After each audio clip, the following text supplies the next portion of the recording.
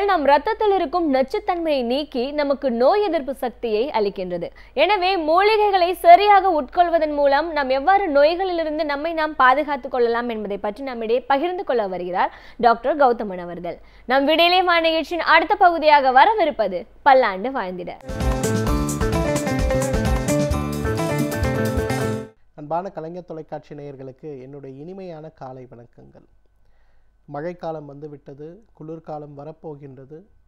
மழைக்காலம் குளிர்காலத்தில் நமக்கு ஏற்படுகின்ற மிக முக்கியமான பிரச்சனைகளில் ஒன்று என்னன்னு பார்த்தீங்கன்னா, வயிற்று பொறுமல் அப்படின்னு சொல்லக்கூடிய பசியின்மை சம்பந்தப்பட்ட, ஜீரணமின்மை சம்பந்தப்பட்ட, அதே போல் அடிக்கடி வயிறு வலித்து மலம் கழிக்கின்ற அதிசாரம் அப்படின்னு சொல்லக்கூடிய பேதி அப்படிங்கிறது ஒரு பெரிய பிரச்சனையாக இருக்கிறத பார்க்குறோம்.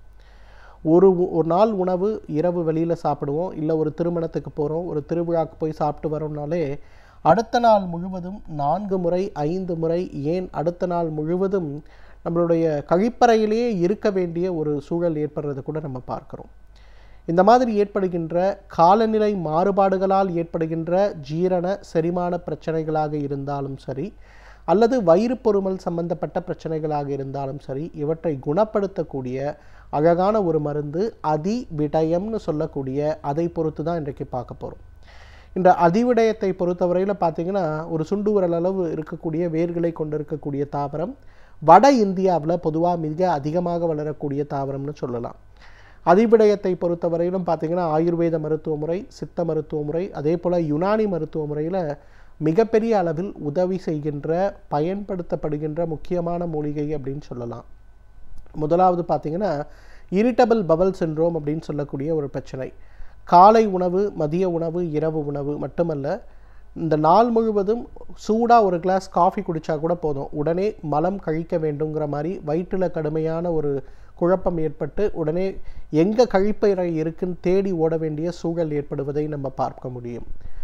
இல்லை ஒரு காலையில் ஒரு 5 மணிக்கு வெளியில் கிளம்பணும், இல்லை ஒரு கோவில் போகணும் அப்படின்ற ஒரு நிலைமை வருவதற்கு முன்பே பார்த்திங்கன்னா, காலையில் கிளம்புறதுக்கு 5 மணின்னா 4 மணிக்கெல்லாம் எழுந்து 1க்கு 5 முறை டாய்லெட் போயிட்டு திரும்பி வெளியில் போயிட்டு வரத்துக்குள்ளே திருப்பி டாய்லெட் வந்துருமோங்கிற பயத்திலேயே வெளியில் போக வேண்டிய சூழல் கொஞ்சம் இருக்கிறத பார்ப்போம். இந்த பிரச்சனைகளுக்கு இரிட்டபிள் பவல் சிண்ட்ரோம் சொல்லுவோம், ஐபிஎஸ் அப்படின்னு சொல்லுவாங்க. தமிழில் இதற்கு கிரகணி நோயின்னு சொல்லுவாங்க. பொதுவாக உணவு சில நேரங்களில் இதை அதிகப்படுத்தலாம், மனம் சம்பந்தப்பட்ட காரணிகள் சில நேரங்களில் இதை அதிகப்படுத்தலாம். அதிகமான மன அழுத்தம் இருக்கக்கூடிய எந்த விஷயமாக இருந்தாலும் இவை அதிகப்படுத்தி விட்டுறதை நம்ம பார்க்க முடியும்.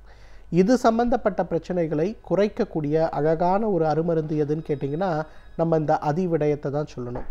அதிவிடயத்திலிருந்து எடுக்கக்கூடிய சூரணத்தை ஒரு 500 மில்லிகிராம், அதாவது 1/2 கிராம் அளவுக்கு எடுத்து சிறிதளவு தேன் கலந்து காலை மதியம் இரவு உணவுக்கு முன்பு எடுத்துக்கொள்ளும் போது அடிக்கடி ஏற்படுகின்ற ஐபிஎஸ்ன்னு சொல்லக்கூடிய இரிட்டபிள் பவல் சிண்ட்ரோம் சம்பந்தப்பட்ட பிரச்சனைகள் மிக வேகமாக குணமாகி விடுவதை பார்க்க முடியும். இரண்டாவது பார்த்திங்கன்னா, இன்றைக்கு பசியின்மைன்னு சொல்லக்கூடிய பிரச்சனை. குறிப்பாக பார்த்திங்கன்னா, நல்ல பசி இருக்கும், ஆனால் உட்காந்து சாப்பிடணும் அப்படின்னு நினச்சோன்னா ஒரு 2 இட்லி சாப்பிட்டாலே வயிறு நிரம்பிடும். அதுவும் காலையில் சாப்பிட்ட இட்லி மதியம் மாலை நேரம் ஆகிற வரையிலும் பார்த்திங்கன்னா உடம்புக்குள்ளே அப்படியே இருக்க மாதிரி இருக்கும். பசிச்சாலும் சாப்பிட முடியாத ஒரு சூழல்.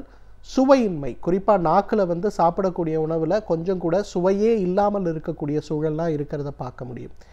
இது சம்பந்தப்பட்ட பிரச்சனைகளை குறைக்க வேண்டும் அல்லது குணப்படுத்த வேண்டும் வரும்போது அதற்கு அதிவிடயத்திலிருந்து எடுக்கக்கூடிய தேநீர் ஒரு மிகச்சிறந்த மருந்து.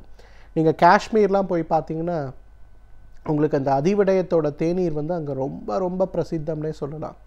அங்கெல்லாம் பார்த்தீங்கன்னா நிறைய டீ ஸ்டாலில் இந்த ஸ்பெஷல் டீன்னு ஒன்று கொடுப்பாங்க. அது என்னென்னு பார்த்தீங்கன்னா ஒன்றுமே கிடையாது, டீ தூளில் பண்ண மாட்டாங்க, இந்த அதிவிடயத்தை போட்டு காய்ச்சி எடுக்கக்கூடிய தேநீர்.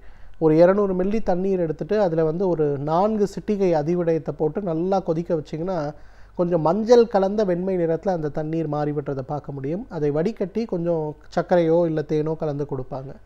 இந்த அதிவிடய தேநீரை சாப்பிடும்போது காலநிலை மாறுபாடுகளால் ஏற்படுகின்ற பசியின்மை, சுவையின்மை, உணவின் மேல் நாட்டமில்லாமல் இருக்கக்கூடிய இந்த பிரச்சனைகள் படிப்படியாக குறைந்து உடலில் நல்ல முன்னேற்றம் ஏற்பட்டு விடுவதை பார்க்க முடியும். இது இந்த அதிவிடயத்துடைய ரொம்ப அழகான ஒரு நேச்சர்.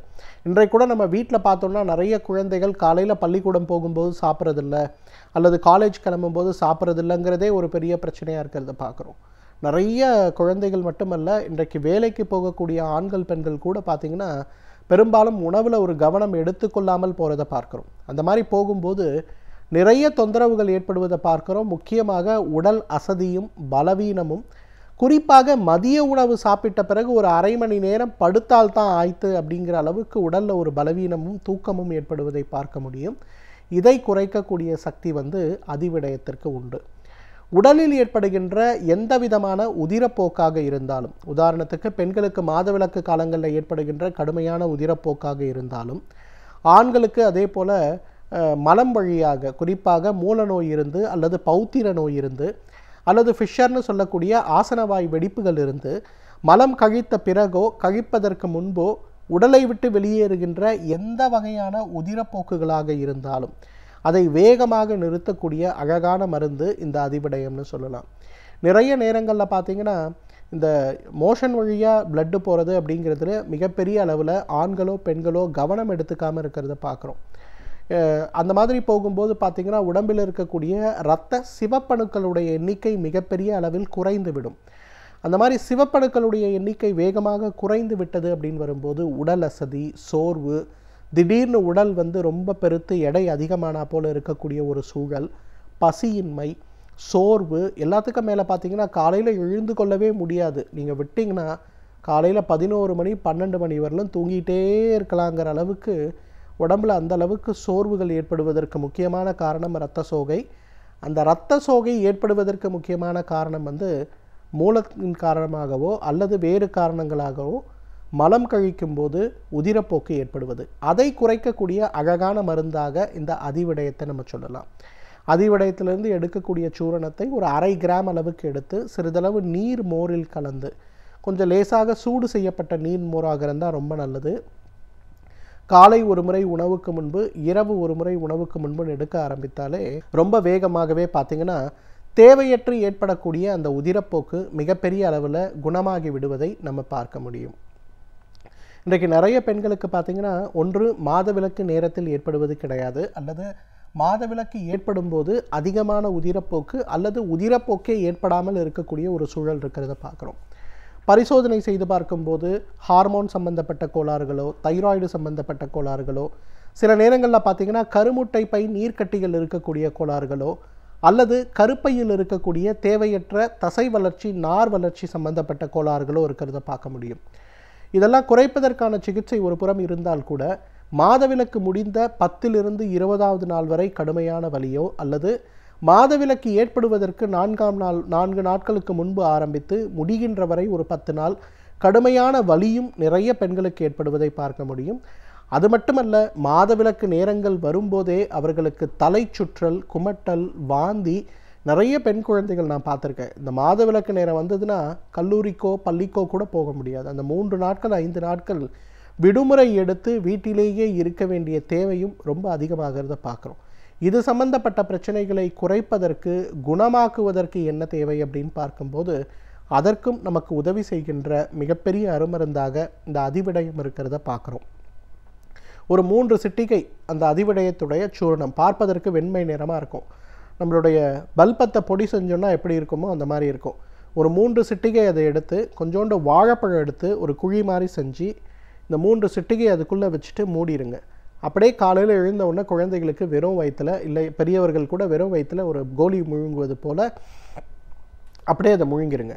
இதை நீங்கள் செய்ய ஆரம்பிச்சிங்கனாலே ஒரு வாரம் 10 நாட்கள் ஆகும்போதே பார்த்திங்கன்னா உடலுடைய பலத்தில் ஏற்படுகின்ற மாற்றங்கள் மட்டுமல்ல, மாதவிலக்கு சம்பந்தப்பட்ட பிரச்சனைகளில் ஏற்படுகின்ற மாற்றங்களும் கொஞ்சம் கொஞ்சமாக நல்லா வரதை பார்க்க முடியும்.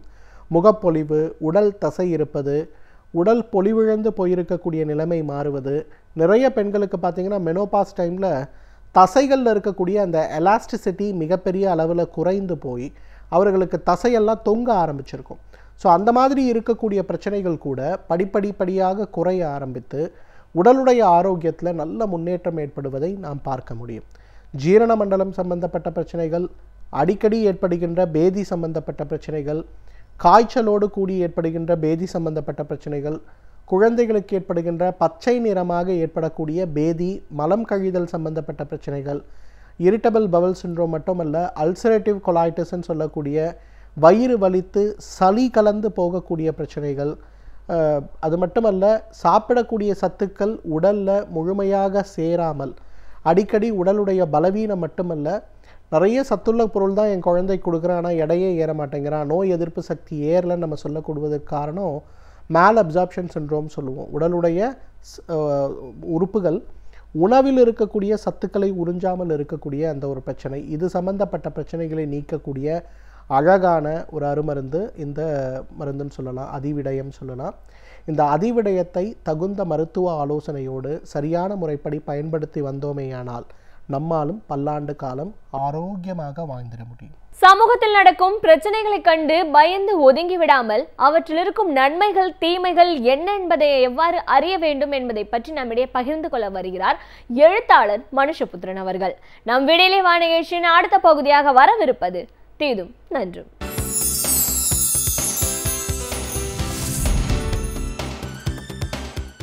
வணக்கம் நண்பர்களே, இன்னும் ஒரு இனிய காலை பொழுதில் தீதும் நன்றும் நிகழ்ச்சியில் உங்களை சந்திப்பதில் மிக்க மகிழ்ச்சி அடைகிறேன். பொதுவாக தமிழ்நாட்டில் தமிழர்களுக்கு வேலை இல்லை என்கிற குரல் தொடர்ந்து கேட்டுக்கொண்டிருக்கிறது. தமிழ்நாட்டினுடைய வேலை வாய்ப்புகள் எல்லாம் பிற மாநிலத்தவரால் பறிக்கப்படுகிறது என்கிற குரலும் கூட கேட்கப்படுகிறது. இது ஒரு புறம் என்று சொன்னால், நீட் தேர்வுகளின் மூலமாக தமிழக அரசின் பாடத்திட்டங்களில் படிக்கக்கூடிய அல்லது அரசு பள்ளிகளில் படிக்கக்கூடிய மாணவர்களுடைய வாய்ப்புகள் பெருமளவிற்கு பறிக்கப்பட்டுவிட்டன என்கிற குரல் தொடர்ந்து கேட்டுக்கொண்டிருக்கிறது. அதன் அடிப்படையில் பல உயிர் பலிகளும் கூட இங்கு நடந்துவிட்டன என்பதை நாம் மறந்துவிடக்கூடாது.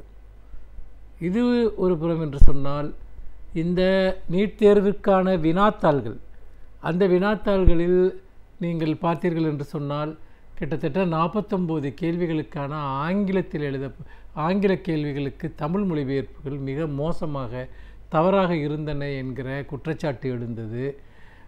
அந்த குற்றச்சாட்டின் அடிப்படையில் நீதிமன்றத்தில் வழக்குகள் நடந்தன. உயர்நீதிமன்றம் 49 கருணை மதிப்பெண்களை வழங்க வேண்டும் என்று உத்தரவிட்டாலும் கூட உச்சநீதிமன்றம் அதை தள்ளுபடி செய்துவிட்டது என்பதையும் கூட நாம் பார்த்தோம்.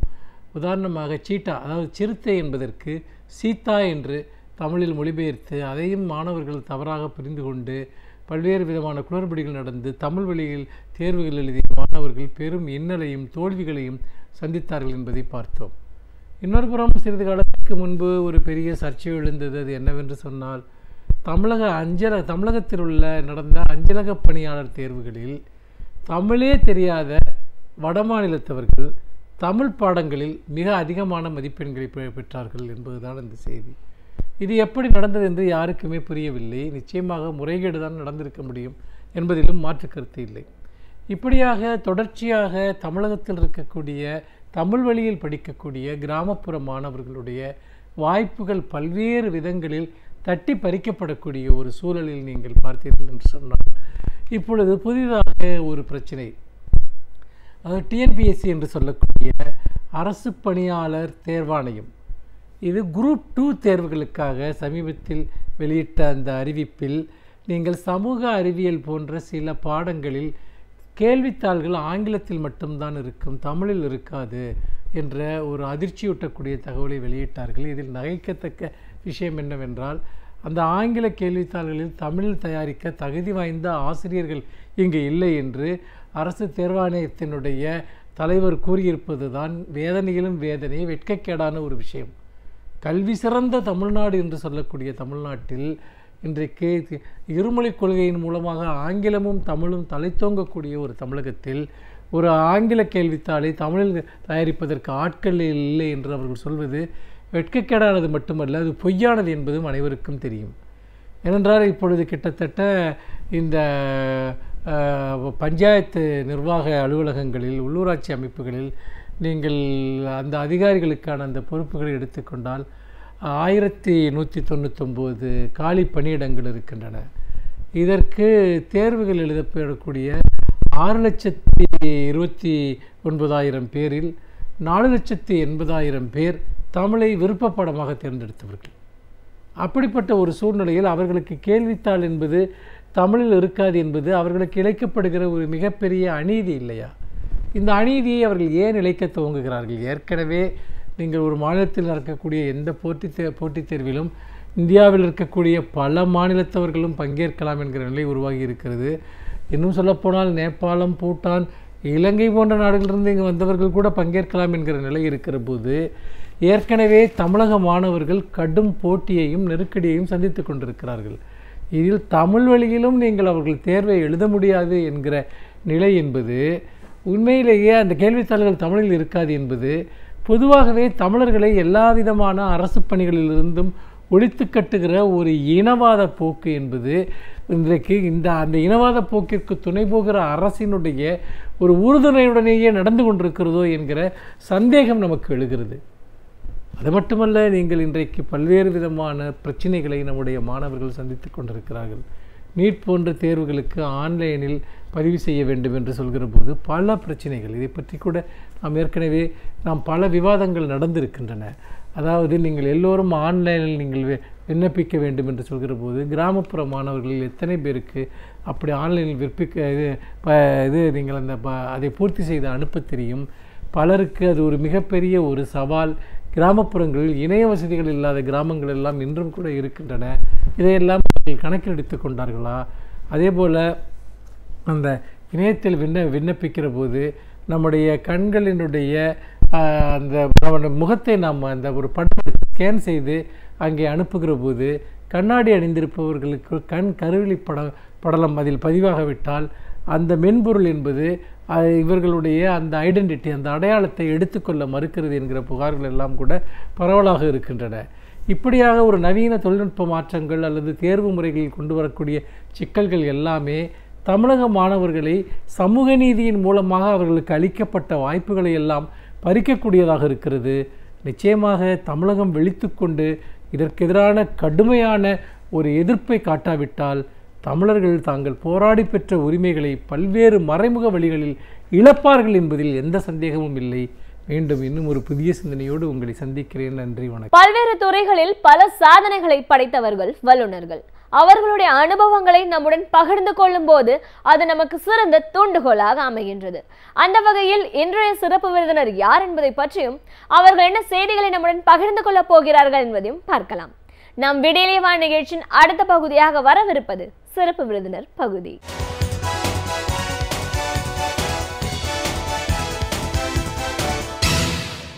வணக்கம் நேயர்களே, விடியலே வா நிகழ்ச்சியின் சிறப்பு விருந்தினருக்கான நேரம் இது. இன்றைய சிறப்பு விருந்தினர் கல்வியாளர் திரு பின்ஸ் கஜேந்திர பாபு. ஒரு கல்வியாளரா இன்னைக்கு இருக்கிற முக்கியமான ஒரு பிரச்சனை அப்படின்னா நீட் தேர்வு. நீட் தேர்வு பொறுத்த வரைக்கும் தமிழ்நாட்டில் உருவாக்கப்பட்ட சட்டம் எந்த அளவுக்கு நடைமுறைக்கு கொண்டு வரப்படும், இந்த ஆண்டு மாணவர்கள் எந்த மாதிரியான ஒரு நெருக்கடியை சந்திச்சுட்டு இருக்காங்க, இப்படி பல விஷயங்களை கருத்துக்களை நாம் அவர்கிட்ட கேட்டு தெரிஞ்சுக்கலாம்.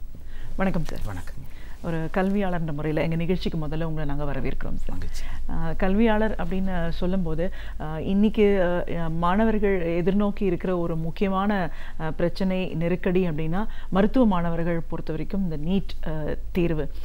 இது வேணுமா வேண்டாமா அப்படின்ற ஒரு கேள்வியை தாண்டி தமிழ்நாடை பொறுத்த வரைக்கும் இதுக்கு ஒரு விலக்கு ஏற்கனவே நமக்கு கிடைச்சது.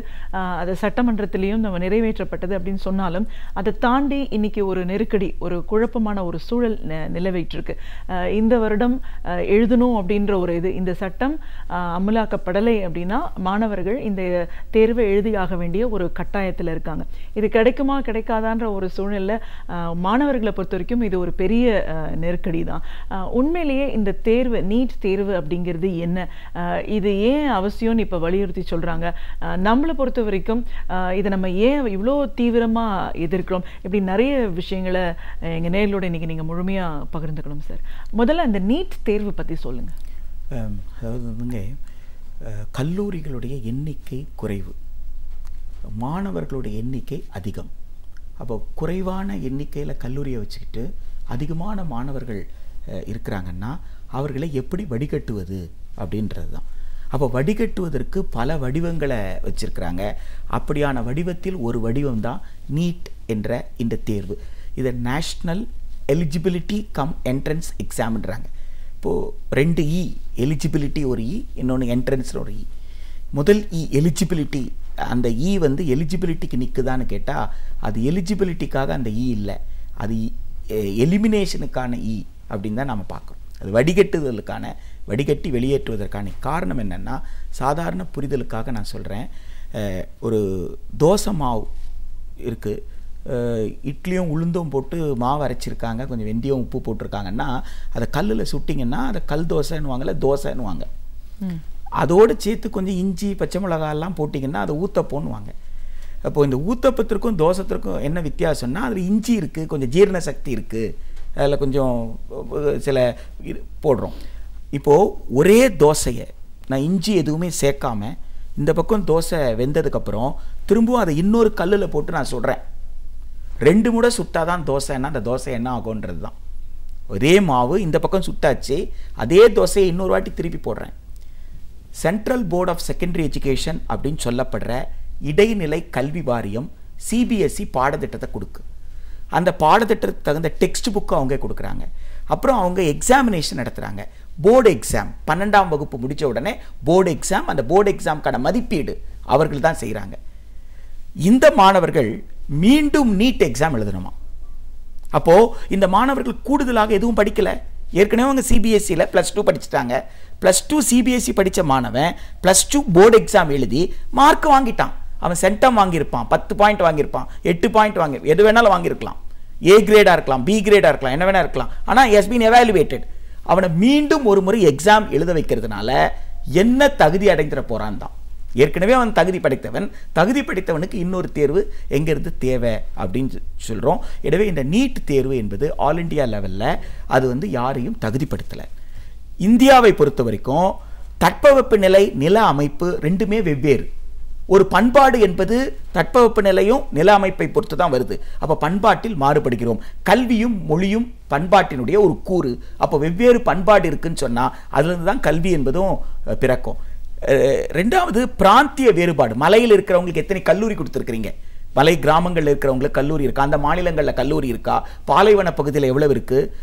இப்படி ஒரு சமச்சீர் இல்லாத ஒரு வளர்ச்சியை நம்ம பார்க்க முடியுது. மொழி வேறுபாடு, வெவ்வேறு மொழி பேசக்கூடிய மக்கள் இருக்கிறாங்க.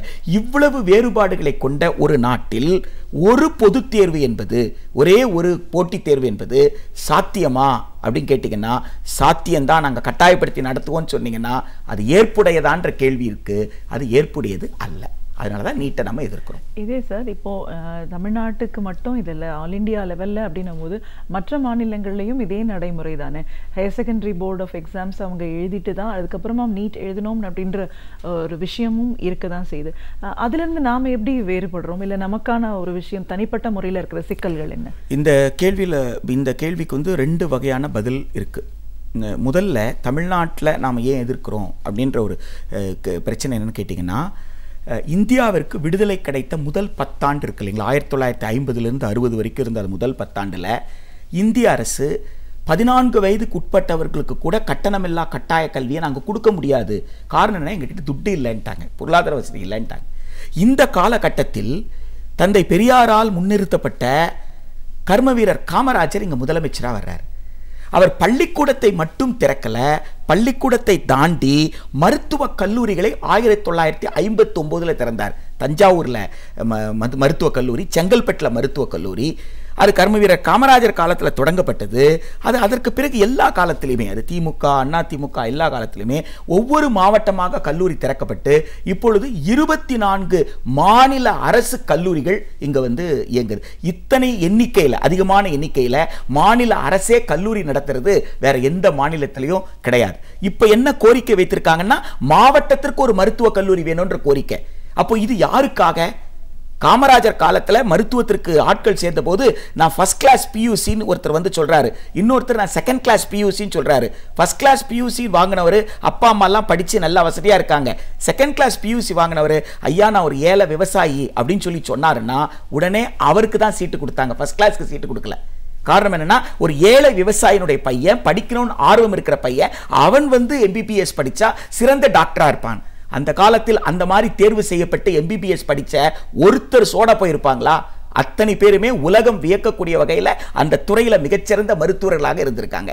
எனவே இந்த தகுதி, திறமை என்பதெல்லாம் வடிகட்டுவதற்கு தானே தவிர இது தந்தை பெரியாருடைய சமூக நீதியினுடைய களமாக நாம் பார்க்குறோம். ஸோ இந்த களத்தில் ஒரு போட்டித் தேர்வை வைத்து நீ தகுதி அல்ல அப்படின்னு சொல்லி யாரையும் வெளியேற்றுவதற்கு நாம் அனுமதிக்க முடியாது. இதுதான் தமிழ்நாட்டில் எதிர்க்கக்கூடிய காரணம். இன்னொரு பக்கம் அட்டவணையில் கொடுத்திருக்கிறது வெறும் 22 மொழி தான். இதை தாண்டி பல மொழி படிக்கிற மாணவர்கள் இருக்கிறாங்க. குறைந்தபட்சம் 22 மொழியில கூட இந்த தேர்வு நடக்கல. வெறும் 10 மொழியில தான் தேர்வு நடத்த போறாங்க. அப்போ எந்த மொழியிலெல்லாம் நீங்க தேர்வு நடத்தலையோ அந்த மொழி பேசக்கூடிய அந்த மொழியில பயின்ற மாணவனை நீங்க டிஸ்கிரிமினேட் பண்ணலையா? எனவே இது தமிழ்நாட்டுக்கு மட்டும் சிக்கல் அல்ல, இது ஆல் இந்தியா சிக்கல் தான். ஆனா இது சமூக நீதியினுடைய போர்க்களம் என்பதனால் முதல் குரல் இங்கே இருந்து எழுகிறது. இந்த பிரச்சனைக்கான முதல் குரல் எப்போ எடுக்கப்பட்டது? நம்ம சட்டமன்றத்தில் இதற்கான ஒரு தீர்வு அப்படிங்கிறது வந்து எந்த காலகட்டத்தில் எப்படி நமக்கு கிடைச்சிச்சு? திராவிட முன்னேற்ற கழக ஆட்சியில் போட்டித் தேர்வு என்று ஒன்று வேண்டுமா அப்படின்னு சொல்லி ஒரு விவாதம் நடந்து போட்டித் தேர்வை பற்றி ஆய்வு செய்வதற்கு கல்வியாளர் முனைவர் எம் அனந்தகிருஷ்ணன் தலைமையில் ஒரு குழு போட்டிருந்தாங்க. அந்த குழு 2 துணைவேந்தர்களை கொண்ட ஒரு மிகச்சிறந்த குழு. அந்த குழு பல்வேறு ஆய்வுகளை மேற்கொண்ட பிறகு பப்ளிக் ஹியரிங்லாம் நடத்தி அரசாங்கத்திற்கு ஒரு அறிக்கை கொடுத்தாங்க. அதில் போட்டித் தேர்வு தேவையில்லை, +2 மதிப்பெண்ணின் அடிப்படையில் நீங்கள் மருத்துவக் கல்லூரிக்கு மாணவர் சேர்த்தா போகிறோம், பொறியியல் கல்லூரிக்கு, எல்லா தொழிற்கல்விக்கும் அது போகிறோம், போட்டித் தேர்வு தேவையில்லை, இது மாணவர்களை மிகப்பெரிய மன உளைச்சலுக்கு உள்ளாக்குது, கோச்சிங் கிளாஸுக்காக துட்டு கட்ட முடியாதவங்க இந்த போட்டியில் பங்கேற்க முடியாமலே போகிறாங்க, இது வந்து ஏழை நகர்ப்புற கிராம ஏழை மாணவர்களை பாதிக்குது என்று பல்வேறு விஷயங்களை சொல்லி போட்டித் தேர்வு தேவையில்லைன்னு ஒரு பரிந்துரை கொடுத்தாங்க. அந்த பரிந்துரையின் அடிப்படையில் திமுகவின் ஆட்சியிலேயே ஒரு சட்டம் ஒன்று இயற்றப்பட்டு அந்த சட்டத்திற்கு முறைப்படி குடியரசுத் தலைவர் ஒப்புதல் பெறப்பட்டது. இந்த சட்டம் செல்லும் என்று சென்னை உயர்நீதிமன்றமோ உச்ச நீதிமன்றமோ தீர்ப்பு கொடுத்திருந்தது. இன்றைய வரைக்கும் அந்த சட்டத்துக்கு சேலஞ்சே கிடையாது. இன்றைய வரைக்கும் அந்த சட்டம் நிலுவையில் இருக்கு. ஆனால் இதற்கு பிறகு மத்திய அரசாங்கம், கல்வி என்பது பொதுப்பட்டியலில் இருப்பதனால் சட்டமன்றத்தினுடைய சட்டம் குடியரசுத் தலைவர் ஒப்புதல் பெற்றிருந்தாலும் அதற்கு பிறகு பாராளுமன்றத்தில் ஒரு சட்டத்தை கொண்டு வந்துட்டாங்க. அந்த சட்டத்தில் நீட்டு தேர்வில் இருந்து 2016-2017 கல்வியாண்டில் மட்டும்தான் தமிழ்நாடு உள்ளிட்ட விரும்பாத மாநிலங்களுக்கு விலக்கு கொடுத்துருக்காங்க. அப்படின்னா மற்ற ஆண்டுகளில் நீட்டு நடக்கும் என்ற சூழல் உருவாயிருச்சு. ஸோ அப்போ அதை ரத்து செய்ய வேண்டும் என்பதுதான் போராட்டம். நிரந்தரமாக அதுக்கு விலக்கு கொடுக்கணுன்ற போராட்டம். நிரந்தரமாக விலக்கு கொடுப்பதில் மத்திய அரசாங்கத்திற்கு எந்த விதமான சிக்கலை இல்லை, செய்ய முடியும். போன ஆண்டு எப்படி விலக்கு கொடுத்தீங்களோ அதே போல நிரந்தர விலக்கு கொடுக்க முடியும்.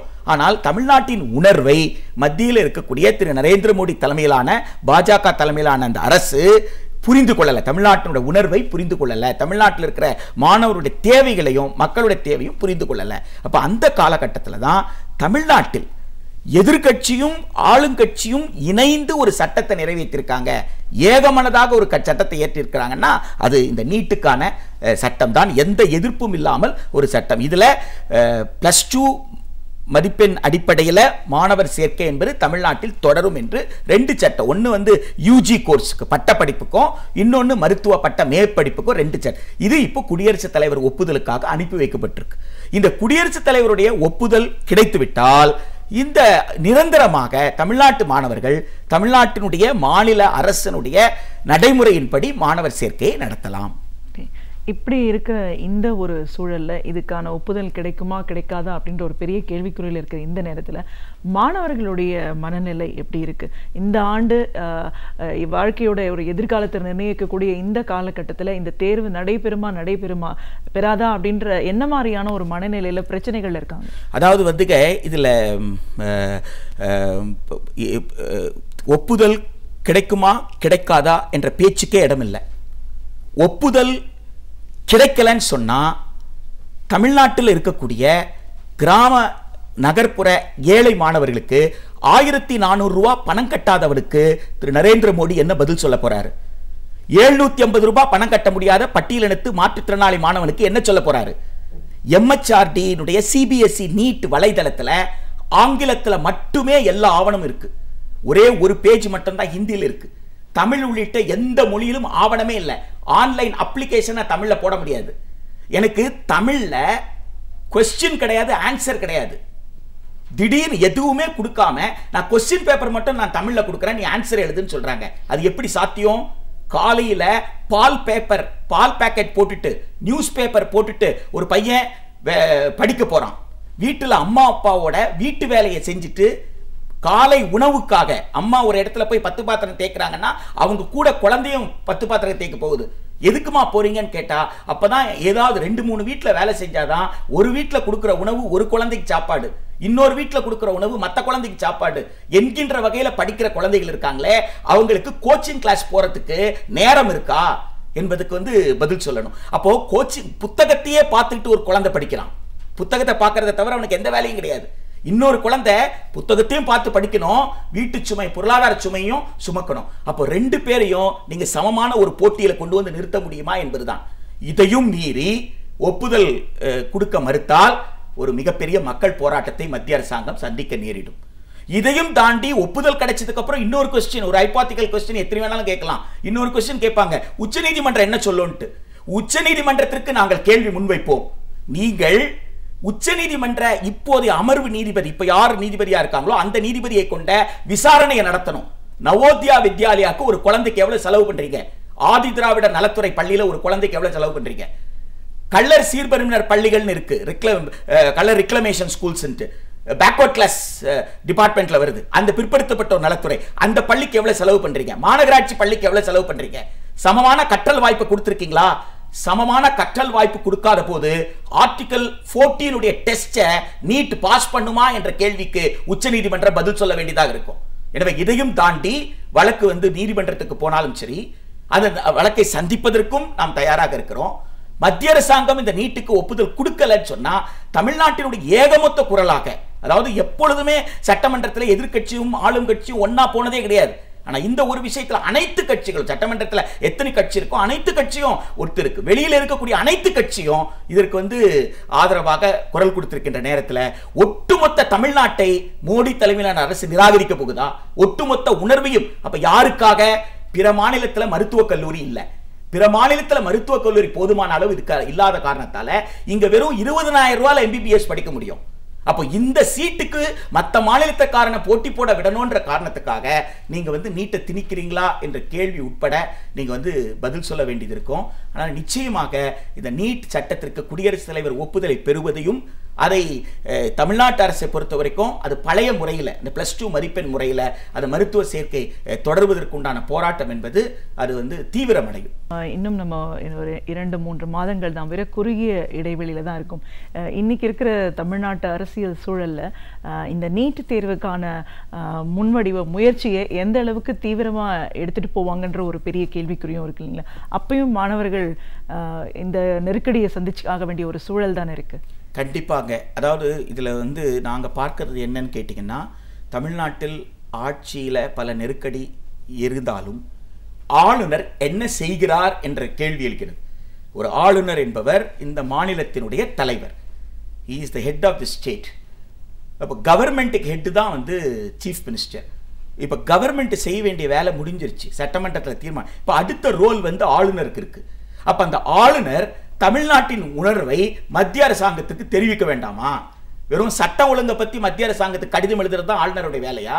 தமிழ்நாட்டு மக்கள் இப்படி ஒரு கோரிக்கை வைத்திருக்கிறார்கள். அனைத்து தரப்பு மக்களும் இந்த கோரிக்கையில் ஒரு நியாயம் இருக்கு. திடீர் என்று ஒரு தேர்வு என்றால் ஒரு +1 +2 சேர்ந்து ரெண்டு சேர்த்து ஒரு சிலபஸ், திடீர் என்று ஒரு தேர்வை இதுவரைக்கும் அப்படி ஒரு விஷயத்தை எதிர்கொள்ளாத ஒரு மாணவனுக்கு கொடுக்கணும்னா எப்படி சாத்தியப்படும்? 1ஆம் வகுப்பிலிருந்து 5ஆம் வகுப்பு வரைக்கும் வகுப்புக்கு ஒரு ஆசிரியர், பாடத்துக்கு ஒரு ஆசிரியர் கொடுப்போம். +1 +2 பாடத்திட்டத்தில் பிஜி டீச்சர் போஸ்ட் வேகன்சி இல்லைன்ற நிலைமையை உருவாக்குவோம். +1 +2 முழுமையா பாடம் நடத்துறதை உத்தரவாதப்படுத்துவோம்.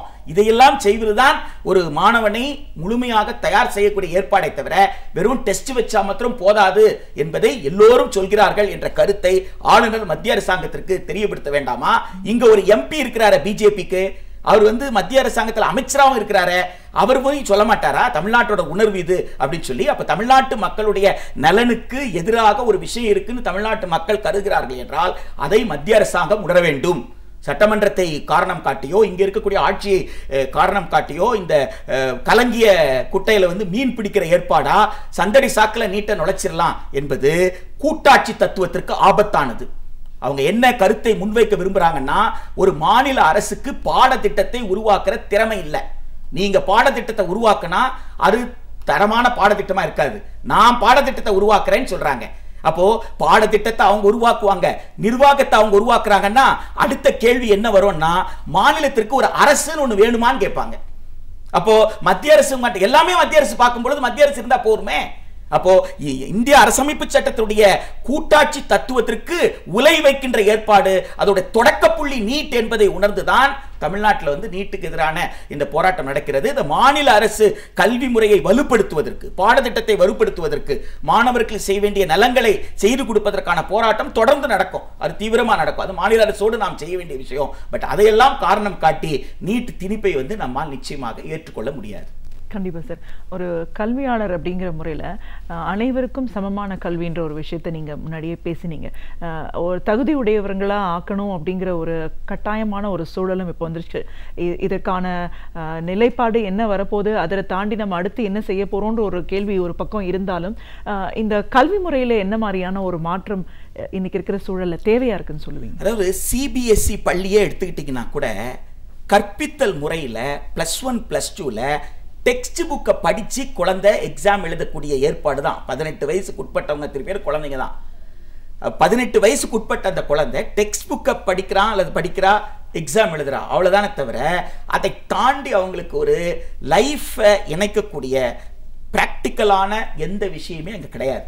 அது சிபிஎஸ்இ பள்ளியாக இருந்தாலும் சரி, அது ஸ்டேட் போர்டு ஸ்கூலாக இருந்தாலும் சரி, +2ல் நாம் வந்து கல்வி திட்டத்தில், பாடத்திட்டத்தில், கற்பித்தல் முறையில் மாற்றங்களை கோர்றோம். அது எப்படின்னு கேட்டால், உடற்கூறியல் பாடத்தை ஒரு குழந்தை படிக்குதுன்னு சொன்னால் உடற்கூறியல் ஆய்வுக்கூடத்துக்கு அது போகணும். அனாட்டமி படிக்கும்போது அனாட்டமிக்கல் லேபை விசிட் பண்ணணும். ஃபிசியாலஜி படிக்குதுன்னா டயக்னாஸ்டிக் சென்டர், ஒரு பகுப்பாய்வு கூடத்திற்கு, ஹாஸ்பிட்டலுக்கு அந்த குழந்தை வந்து பார்வையிடணும். ஒரு வாரத்திற்கு அவங்க ஒரு ஆன் ஹேண்ட் எக்ஸ்பீரியன்ஸ் அங்கே போயிட்டு அங்கே இருக்கக்கூடிய மருத்துவர்களோட சேர்ந்து இந்த குழந்தைக்கு பருவணும். அதே மாதிரி தாவரவியல்ல அவங்க வந்து ஹெர்பல் ஃபார்ம்ஸ்க்கு போகணும். உங்களுக்கு அப்போ மூலிகை பண்ணைகளுக்கு போவதன் மூலமாக செடிகளை பற்றியெல்லாம் அவர்கள் தெரிந்து அந்த குணாம்சத்தை, மருத்துவ குணங்களை அவங்க வந்து புரிஞ்சுக்க முடியும். பிசிக்ஸ் படிக்கிற ஸ்டூடெண்ட்ஸு இன்ஜினியரிங் சம்பந்தப்பட்ட, பிசிக்ஸ் சம்பந்தப்பட்ட அந்த தொழிற்சாலைகளுக்கு அவங்க போய் விசிட் பண்ணணும். அதே மாதிரி மேத்தமேட்டிக்கல் ஸ்டூடெண்ட்ஸ். இந்த மாதிரியான ஒரு இன்டர்டிசிப்ளினரி அப்ரோச் நீங்கள் கரிக்குலத்தில் கொண்டு வந்தால் தான் உங்களால் உண்மையிலேயே மாணவர்களை கரிக்குலரில் ரொம்ப ஸ்ட்ரென்தன் பண்ண முடியும், ரொம்ப திறமைப்படுத்தவர்களாக நீங்கள் மாற்ற முடியும். ஒரு குழந்தைய மனப்பாடம் பண்ணி டெஸ்ட் எழுதும் போது அவனுக்கு மெமரி டெஸ்ட் தான் நீங்கள் வைக்கிறீங்களே தவிர அவனை உண்மையிலே நீங்கள் ஸ்ட்ரென்தன் பண்ணுறதுக்கு, பலப்படுத்துவதற்கு நீங்கள் எதுவுமே வந்து செய்யலை. எனவே ஒரு மாற்றம் என்பது பாடத்திட்டத்தில் தொடங்க வேண்டும். அது கற்பித்தல் முறையில் தொடங்கணும். இதெல்லாம் எங்கே சாத்தியம்? பொதுப்பள்ளி மூலமாக அருகமைப்பள்ளி அமைப்பில் அரசு தன் பொறுப்பிலும் செலவிலும் கல்வி கொடுத்தால் மட்டும்தான் சாத்தியம். அப்படியான ஒரு சூழல் உருவான பிறகுதான் நீங்க கற்றல் திறன் வெளிப்பாடு சமமா இருக்கா நீங்க பார்க்க முடியும். நீங்க கற்பித்தல் முறையும் கற்றலுக்கான சூழலும் சமமாக கொடுக்காத போது கற்றல் திறன் வெளிப்பாடு மட்டும் சமமாக இருக்கணும். அப்ப சமமற்றவர்களுக்கு சமமான போட்டி எப்படி சாத்தியமாகும்? இங்க சமமற்றவர்களுக்கு நீட் என்கின்ற சமமான போட்டியை சொல்றாங்க. அதனால்தான் இது சமூக நீதிக்கு எதிரானதுன்னு சொல்றோம். இப்போது நம்ம நீட் தேர்வு வேண்டாம் அப்படிங்கிறத ஒட்டுமொத்தமாக மக்கள் முழுமையாக இதை எதிர்க்கிறாங்க அப்படிங்கிறது வந்து எப்படி தெரியுது? ஒன்று, சட்டசபையில் நம்ம இதை கொண்டு போயிட்டோம், இதற்கான விஷயங்களை கோர்ட்டு வரைக்கும் கொண்டு போயிட்டோம். இந்த பதிலுக்காக எதிர்நோக்கி இருக்கிற இந்த நேரத்தில் ஒட்டுமொத்த சமூகம் இதை எப்படி பார்க்குது? எந்த அளவுக்கு குரல் கொடுக்குறாங்க? அதாவது வந்துங்க, நீங்கள் கிராமத்திலேருந்து நகர்ப்புற வரைக்கும் மக்களிடம் நடந்து போய் மக்களுக்கு விவரத்தை சொல்லி மக்களிடம் கேட்கும் பொழுது அந்த மக்கள் இந்த போட்டித் தேர்வினால் எந்த லாபமும் இல்லை அப்படின்றத உணர்ந்து தான் இந்த நீட்டை வந்து எதிர்க்கிறாங்க. இந்த மக்களுடைய உணர்வின் பிரதிபலிப்பு தான் பிரபலமான ஆங்கில நாளேடு தன்னுடைய தலையங்கத்தில் regional disparity, economic disparity, language difference இருக்கக்கூடிய ஒரு நாட்டில் எப்படி காமன் டெஸ்ட் இஸ் பாசிபிள்ன்ற கொஸ்டினை ரைஸ் பண்ணியிருக்காங்க ஒரு ஆங்கில நாளேடு. பிராந்திய வேறுபாடு இருக்குது, மொழி வேறுபாடு இருக்குது, பொருளாதார ஏற்றத்தாழ்வுகள் இருக்குது. இப்படிப்பட்ட ஒரு நாட்டில் எப்படி ஒரு சமமான ஒரே ஒரு தேசிய அளவு போட்டித் தேர்வு என்பது நியாயமாகும்ன்ற கேள்வியை தலையங்கத்தில் எழுப்பியிருந்தாங்க. அதே போல் ஒரு பிரபலமான தமிழ் நாளிதழ் தன்னுடைய தலைநங்கத்தில் சமமற்றவர்களுக்கு சமமான போட்டி சாத்தியமா அப்படின்னு சொல்லியிருந்தாங்க. இந்த சமமற்றவர்களுக்கு சமமான போட்டி சாத்தியம் இல்லை என்பது விபி சிங் அவர்கள் பாராளுமன்றத்தில் மண்டல் கமிஷன் போது சொன்ன அந்த வாசகம். அன்இக்குவல்ஸ் cannot be treated equally என்று மரியாதைக்குரிய விபி சிங் அவர்கள் சொன்னார்கள். இன்றைக்கு சமமற்றவர்களாக வைத்துக்கொண்டு வாய்ப்பையே கொடுக்காம, 1ஆம் வகுப்பிலிருந்து சமமான வாய்ப்பையே கொடுக்காம நீ போட்டியை மாத்திரம் சமமாக போடு, போட்டி போட்டால் மட்டும் திறமை வந்துருமா?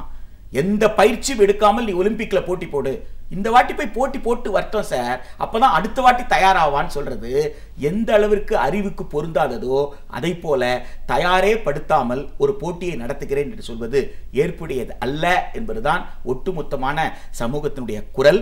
இதுல யாருக்கு தகவல் இருக்குதோ தகவல் இருப்பவர்களுக்குத்தான் நடவடிக்கை எடுக்க வேண்டிய கடமையும் இருக்குன்னு ஆல்பர்ட் ஐன்ஸ்டைன் சொல்லுவார்.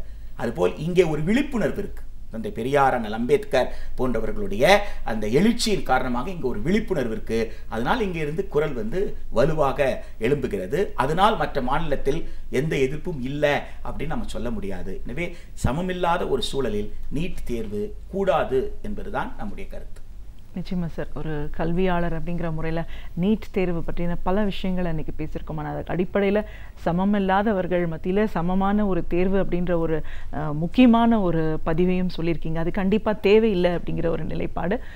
இதை ஆரம்பித்தது எங்கே, இந்த பிரச்சனை எங்கெல்லாம் பார்க்கும்போது காமராஜர் அவர்கள் காலத்தில் தமிழ்நாட்டை பொறுத்த வரைக்கும் அதிகப்படியான மருத்துவக் கல்லூரிகள் கொண்டு வந்ததே எவ்வளோ பெரிய ஒரு தொலைநோக்கு பார்வையோடு அவங்க அன்னைக்கு செயல்பட்டு இருக்காங்க. அதை தாண்டி இன்னைக்கு இந்த பிரச்சனை இவ்வளோ தூரம் வருது அப்படின்னும் போது தமிழகத்துக்கு ஒரு தனிப்பட்ட முறையிலையும் இதை எதிர்க்கிறதுக்கான ஒரு முழு தகுதி இருக்கு.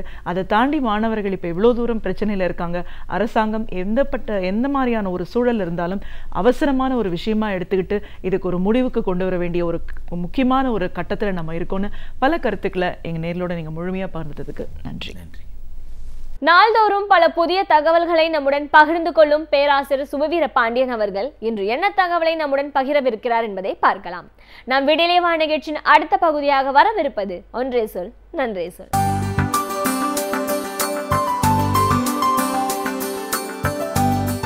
அனைவருக்கும் என் அன்பு வணக்கம். இன்றைக்கு சமூக வலைத்தளங்கள் மிகப்பெரிய அளவில் பெருகி இருக்கின்றன என்று சொல்ல வேண்டும். சமூக வலைத்தளங்கள் மட்டுமின்றி தொலை தொடர்பு கருவிகளும் கூட இன்றைக்கு எல்லோருக்கும் வாய்த்திருக்கின்றன. கைகளில் அலைபேசி இல்லாதவர்களை நாம் பார்க்க முடிவதில்லை. அதுபோலவே இன்றைக்கு முகநூல் தொடங்கி பல்வேறு விதமான சமூக வலைத்தளங்களின் மூலம் நம்முடைய கருத்துக்களை நாடெங்கும் கொண்டு செல்வது எளிதாக ஆகியிருக்கிறது. அதே நேரத்தில் அது ஒரு கட்டற்றும் வரம்பற்றும் போய்கொண்டிருக்கிறது என்பதையும் நாம் உணர வேண்டியிருக்கிறது. இந்த சுதந்திரம் தணிக்கை ஏதும் இல்லை. யார் வேண்டுமானாலும் எழுதலாம். எங்கெங்கோ முகம் தெரியாமல் முடங்கி கிடந்த எழுத்தாளர்கள் பலர் இன்றைக்கு வந்திருக்கிறார்கள். வெளிச்சம் அவர்களுக்கு கிடைத்திருக்கிறது என்கிற பெருமைகளெல்லாம் ஒரு பக்கத்தில் இருந்தாலும் எந்த தணிக்கையும் வரையறையும் இல்லை என்பதால் பல நேரங்களில் ஆபாசங்கள் இந்த சமூக வலைத்தளங்களில் பெருகி ஓடுவதையும் நாம் பார்க்கிறோம். அவை சொற்களாய் காட்சிகளாய் இன்றைக்கு விரிந்து கொண்டிருக்கின்றன. மிக இயல்பாக நீங்கள் காமராஜரை பற்றி அறிய வேண்டும் என்பதற்காக KAMA என்கிற எழுத்துக்களை தட்டச்சு செய்தால் காமராஜர் வருவதற்கு முன்பு காமசூத்திரங்கள் வந்துவிடுகின்றன. காம என்கிற சொல்லை நீங்கள் தட்டச்சு செய்தவுடனேயே ஏராளமான காமம் பற்றிய செய்திகள். காமம் வாழ்விற்கு புறம்பானதில்லை.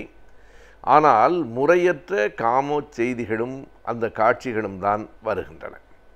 அது மட்டுமல்லாமல் ஒருவரை ஒருவர் கருத்தால் மறுப்பது என்கிற நாகரிகமான நிலையிலிருந்து வழுவி அநாகரிகமான சொற்களை கொண்டு அடுத்தவரை தாக்குகிற போக்கும் இன்றைக்கு வளர்ந்திருக்கிறது. ஒரு தொலைக்காட்சியிலோ ஒரு வானொலியிலோ அப்படி யாரும் பேசிவிட முடியாது. திரைப்படங்களுக்கு தணிக்கை இருக்கிறது. ஆனால் இந்த சமூக வலைத்தளங்களில் யார் வேண்டுமானாலும் எதை நினைத்தாலும் எத்தனை இழிந்த சொற்களில் வேண்டுமானாலும் பேசலாம் என்கிற நிலை இருக்கிறது. எனவே இதற்கு தணிக்கை கொண்டு வர வேண்டும் என்பது நம்முடைய எண்ணம் இல்லை. இரண்டு தான் இருக்கிறது. ஒன்று, எழுதுகிறவர்களே இதனை தணிக்கை செய்து கொள்ளுகிற நாகரிகம் உடையவர்களாக ஒரு சமூகத்தில் இருக்க வேண்டும். இல்லையானால் இந்த சமூகம் மிக இழிந்த சமூகம் என்பதாகத்தான் ஆகும். அல்லது படிக்கிறவர்கள் இப்படி எழுதுகிறவர்களை மதிப்பதில்லை என்கிற முடிவுக்கு வர வேண்டும். இப்படி எழுதுகிறவன் எந்த கருத்தும் இல்லாதவன், எந்த கருத்தாயுதமும் தன்னிடம் இல்லாத காரணத்தால் தான் இப்படி சாக்கடைகளை வாரி இறைத்து கொண்டிருக்கிறான் என்பதை நாம் உணர வேண்டும். அதே போல இந்த தொடர்புக்கு, தொலைத்தொடர்புக்கு இந்த கைபேசிகள், அலைபேசிகள் மிகப்பெரிய அளவில் பயன்படுகின்றன. அவற்றையும் கூட நாம் எப்படி பயன்படுத்துவது என்கிற புரிதல் இல்லாமல் தான் பல நேரங்களில் இருக்கிறோம். எப்படி சமூக வலைத்தளங்களில் எழுதுவதற்கான வரையறை இல்லையோ, அப்படி இந்த கைபேசிகளில் பேசுவதற்கும் சில வரையறைகளை நாம் வகுத்து கொள்ள வேண்டும். இன்றைக்கு பல்வேறு நிறுவனங்கள் அதற்கான கட்டணங்களை குறைத்து பல நேரங்களில் கட்டணமே இல்லாமல் பேசலாம் என்று சொல்லிவிட்டார்கள் என்பதற்காக மணிக்கணக்கில் சாதாரணமான பரிமாறிக்கொள்வதற்கு உடனடி தேவையற்ற செய்திகள் எல்லாவற்றையும் நாம் பேசிக்கொண்டிருக்கிறோம். இது தொடர்புக்கானது. ஒரு செய்தியை ஓரிடத்திலிருந்து இன்னொரு இடத்திற்கு அறிவிப்பதற்கானது. எப்போதாவது பொழுது போகாமல் சிலவற்றை பேசுவது என்பது வேறு. ஆனால் மணிக்கணக்கில் எந்த பயனுமற்ற பொதுவான செய்திகளை எப்போது வேண்டுமானாலும் பேசிக்கொள்ளலாம் என்றிருக்கிற செய்திகளை தொடர்ந்து பலர் பேசிக்கொண்டே இருப்பதை நாம் பார்க்கிறோம். இதனால் என்னென்ன விளைவுகள் ஏற்படுகின்றன? இது காதுக்கு கேடு விளைவிக்கும், மூளை மழுங்கும் என்றெல்லாம் சொல்லுவது உடல்நலக்கேடு என்பது ஒரு புறம் இருக்கட்டும். இதனை தாண்டி தொடர்ந்து பயனற்ற செய்திகளையே நாம் இந்த அலைபேசிகளின் மூலம் பேசி கொண்டிருப்பதால் நம்முடைய மூளையின் செயல்திறன் மழுங்கி போய்விடுகிறது. இரண்டாவதாக, யாரேனும் உங்களை அவசரமாக தொடர்பு கொள்ள வேண்டும் என்று நினைத்தால் அவர்களுக்கு நீங்கள் கிடைப்பதே இல்லை. அவர்கள் சொல்லப்போவது முக்கியமான செய்தியாக இருக்கலாம், அது மகிழ்ச்சியோ துக்கமோ கலந்திருக்கலாம், உடனடியாக உங்களுக்கு தெரிவிக்கப்பட வேண்டிய செய்தியாக இருக்கலாம், அல்லது உங்களை உடனே ஓரிடத்திற்கு அழைக்க வேண்டிய கட்டாயம் இருக்கலாம். ஆனால் அவரால் உங்களை தொடர்பு கொள்ள முடியாது. என்றால் நாம் தொலைபேசியை எடுத்தால் மணிக்கணக்கில் இன்னொருவரோடு பேசி கொண்டிருக்கிறோம் என்றால் மணிக்கணக்கில் அவர் முயற்சி செய்தாலும் உங்களை தொட முடியாது, உங்களை அழைக்க முடியாது. எனவே அந்த அலைபேசி அதனுடைய பயனையும் இழந்து விடுகிறது என்பதை நாம் உணர வேண்டும். அது செய்தி பரிமாற்றத்திற்கு உரிய கருவி. இது செய்தி நீங்கள் பலரிடம் பேசலாம், ஆனால் ஒருவரிடமே பல மணி நேரம் எந்த விதமான அழுத்தமான செய்தியும் இல்லாமல் பேசிக்கொண்டிருக்கக்கூடாது என்பதை நாம் முடிவு செய்ய வேண்டும். அதைப்போல சமூக வலைத்தளங்களில் எழுதும்போது நமக்கு நாமே சில கட்டுப்பாடுகளை வகுத்து கொள்ள வேண்டும். இது ஒரு அறிவு பரப்பலுக்கான, கைபேசி என்பது தொடர்புக்கான கருவி என்றால், சமூக வலைத்தளங்கள் என்பவை அறிவு பரவலுக்கான சாதனங்கள். நாம் ஒரு கருத்தை இன்று வரையில் நாம் நமக்குள்ளேயே கருதி கொண்டிருந்தோம், நாமே எழுதி நாமே படித்து கொண்டிருந்தோம். இப்போது அதை உலகம் முழுவதும் நம்மால் அனுப்ப முடிகிறது. மிகப்பெரிய சிரமங்கள் இல்லை, யாருடைய தயவும் நமக்கு தேவையில்லை. அவர்கள் அனுமதித்து அவர்கள் வெளியிட்டால்தான் நம் எழுத்து வரும் என்று காத்திருக்க வேண்டியதில்லை. நாமே எழுதலாம், நம் கருத்துக்களை பரப்பலாம் என்கிற ஒரு பெரிய வாய்ப்பினை நாம் பெற்றிருக்கிறோம். இத்தனை பெரிய வாய்ப்பினை அத்தனை எளிதாக நாம் கை நடுவ விடலாமா? எத்தனை பெரிய விலங்கு யானை, அதை பிச்சை எடுப்பதற்கு பயன்படுத்துவது போலத்தான் சமூக வலைத்தளங்களையும் நாம் இழிவான செயல்களுக்கு பயன்படுத்துகிறோம். பல நேரங்களில் பலர் அப்படி செய்கிறார்கள், எல்லோரும் இல்லை. மிக பலர் நேர்மையான அறிவுபூர்வமான செயல்பாடுகளில் இருந்தாலும் மிகச்சிலர் இந்த சாக்கடையை வாரி இறைப்பதால் சந்தனம் மொத்தமே தன் தன்மையை இழந்து விடுகிறது. எனவே இரண்டில் நாம் கவனமாக இருக்க வேண்டும். நமக்கு கிடைத்திருக்கிற கருவியும் நமக்கு கிடைத்திருக்கிற சாதனமும் சாதாரணமானதில்லை. ஒரு 50 ஆண்டுகளுக்கு முன்னால் வாழ்ந்த பெரியவர்களுக்கு கிடைக்காத கருவிகள் நமக்கு கிடைத்திருக்கின்றன. கார்ல் மார்க்ஸ் மின்சாரத்தை பார்த்ததில்லை. ஐயா பெரியார் அவர்களும் அண்ணல் அம்பேத்கரும் இன்றைக்கு இருக்கிற அலைபேசியை பார்த்ததில்லை. கணிப்பொறியை இவர்கள் யாருமே பார்த்ததில்லை. எனவே அத்தனை பெரிய அறிவாளிகளுக்கெல்லாம் கிடைக்காத சாதனங்கள் நமக்கு கிடைத்திருக்கின்றன என்றால் அதனை எவ்வளவு கவனத்தோடு பயன்படுத்த வேண்டும் என்பதிலும் நாம் கவனம் செலுத்த வேண்டும். வணிகத்தில் எவ்வாறு முதலீடு செய்து அதிகமாக லாபம் ஈட்டலாம் என்பதை பற்றியும் அவற்றை எவ்வாறு சரியாக சேமிக்கலாம் என்பதை பற்றியும் இன்றைய வணிகம் பகுதியில் பார்க்கலாம். நாம் விடியலை வா நிகழ்ச்சியில் அடுத்து வரவிருப்பது ஆலோசனை நேரம்.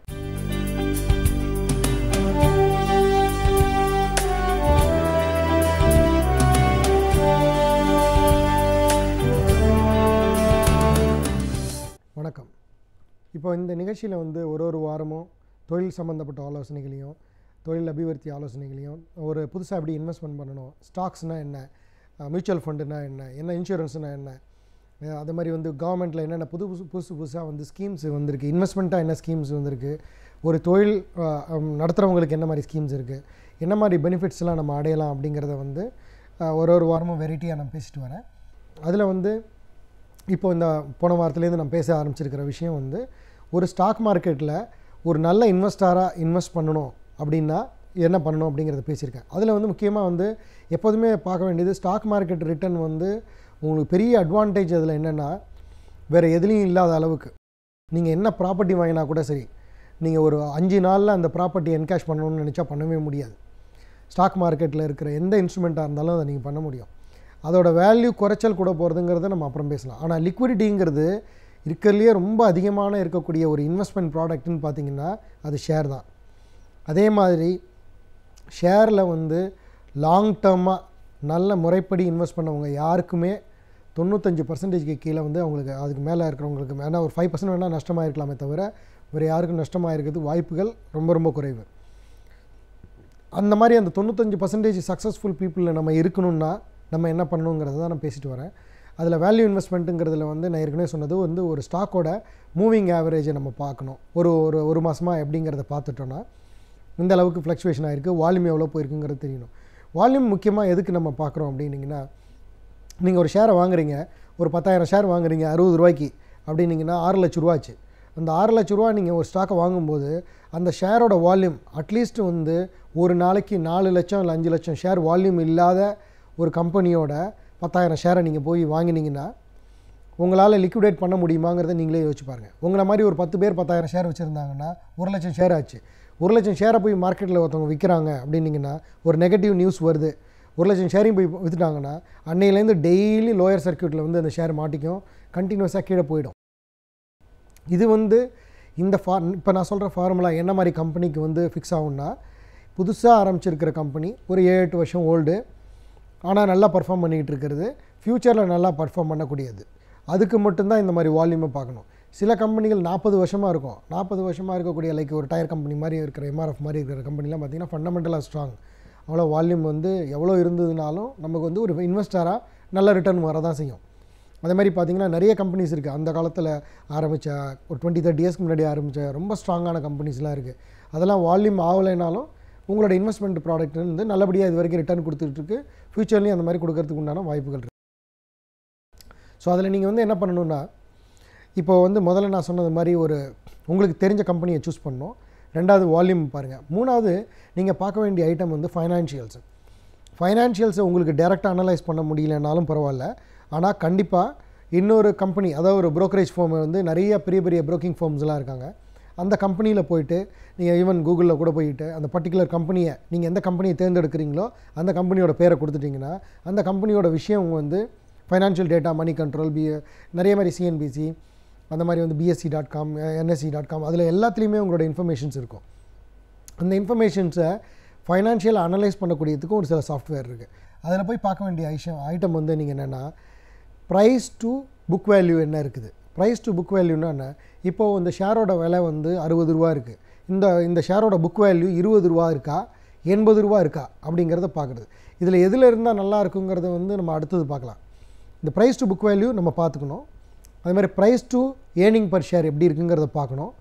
ஏர்னிங் பர் ஷேருங்கிறது உங்களோட நீங்கள் போட்டிருக்கிற முதலீட்டோட ஒரு ஷேரோட இன்றைக்கி எவ்வளோ தூரத்துக்கு அது ரிட்டர்ன் கொடுக்கக்கூடியங்கிறத நான் சிம்பிள் டேர்ம்ஸில் சொல்கிறேன். அதே மாதிரி அதோட ஏர்னிங் PE மல்டிபிள்ஸ்னு சொல்லுவாங்க, ப்ரைஸ் ஏர்னிங் மல்டிபிள்ஸ்னு சொல்லுவாங்க. ப்ரைஸ் ஏர்னிங் மல்டிபிள்ஸ்னால் ஏர்னிங் பர் ஷேர்லேருந்து மார்க்கெட் ப்ரைஸுக்கு எத்தனை மடங்கு இப்போ இருக்குது அப்படிங்கிறத பார்க்குறது. அது மாதிரி டெட் ஈக்விட்டி ரேஷியோன்னு சொல்லுவோம், கடனுக்கும் முதலீட்டுக்கும் எந்த அளவுக்கு ஈக்குவலாக இருக்காங்களா இல்லை அதிகமாக இருக்கா அப்படிங்கிறது பார்க்குறது. இது வந்து ஒரு பேசிக் ஃபினான்ஷியல் டேர்ம்ஸ். நம்ம யார் வாங்குறாங்களோ அவங்களுக்கு இவ்வளவும் தெரிஞ்சிருக்கணுங்கிற அவசியம் இல்லை.